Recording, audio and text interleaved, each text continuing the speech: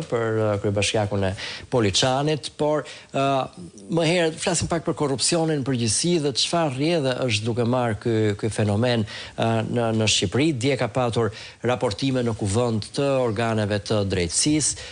Sot për shembull është refuzuar një mocion me debat nga opozita ku kërkoi të diskutojë pikërisht për atë që është folur edhe në emisionin Plug për fondet e IPARD-it, se ku shkuan ato.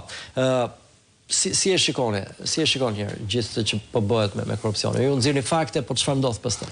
Në këndvështrimin tim, ne jemi në një situatë emergjente. Unë do të thoya jemi në situatë jashtëzakonshme.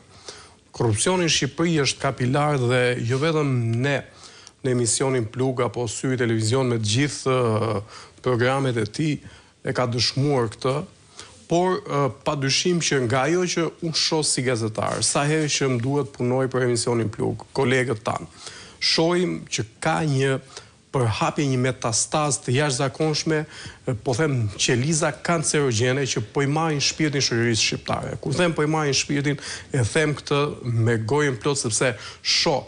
Për shembull, unë po ju them që duke u nisur nga rasti i fundit, nga rasti i kryetarit të Bashkisë Poliçanit, po ju them që nëse SPAK apo prokuroritë e rrethave do të kishin kompetencën për të hetuar kryebashkiakët sot në vend, më besoni që në këndvështrimin tim sot 80% e kryetarëve të bashkive që janë në detyrë do duhet të ishin në burg.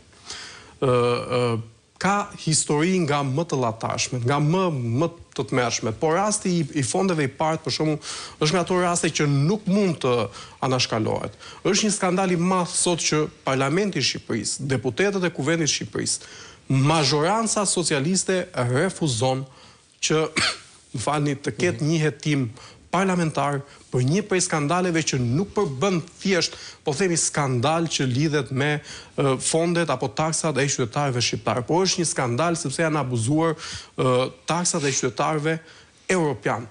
Duhet ta kuptojnë qytetarët shqiptarë, duhet ta kuptojnë fermerët shqiptarë që nëse kjo qeveri ka propaganduar dhe kishte si kartë elektorale pikërisht integrimin në Bashkimin Evropian, unë po ju them sot që vetëm për shkak të fondeve IPARD, kjo qeveri i ka gënjur qytetarët shqiptarë dhe nuk e ka seriozisht dhe nuk e do integrimin e Shqipërisë në Bashkimin Evropian, sepse një qeveri e përgjegjshme jo vetëm që do duhet ta kishte hetuar vetë së pari këtë aferë të madhe, por një qeveri e përgjegjshme do kishte po themi do kishte lëvizur çdo mekanizëm që sot qytetarët shqiptarë, por kryesisht fermerët, të përfitonin 112 milion euro që mbahen pezu nga Bashkimi Evropian për shkak të moshetimit të fondeve. Që ishte edhe kërkesa e Bashkimit Evropian, ishte hetoni, merrni vesh çfarë ka ndodhur dhe na jepni garanci që nuk do përsëritet. Ne ju tregoj, unë kam thënë dhe vijoj ta përsëris.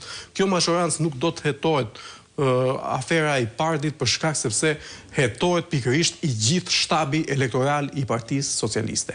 Pra, njerëzit që kanë përfituar fondet e Bashkimit Evropian, e taksapaguesve evropian që ishin dhuratë për fermerët shqiptarë, kanë shkuar në xhepat e zyrtarëve më të lartë të kupolës drejtuese të Partisë Socialiste.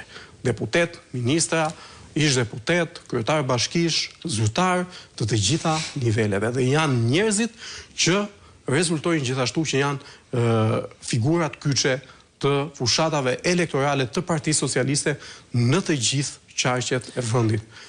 Kjo është arsyeja pse sot Edi Rama nuk do që fondet IPARD të hetohen dhe kjo aferë të zbardhet.